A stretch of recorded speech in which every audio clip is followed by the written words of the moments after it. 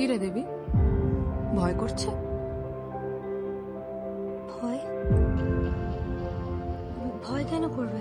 ন্যাকা, জানিসই তো রুদ্র কেন তোকে বিয়ে করছে। ঋতিকার বিষয়টা তো তুই...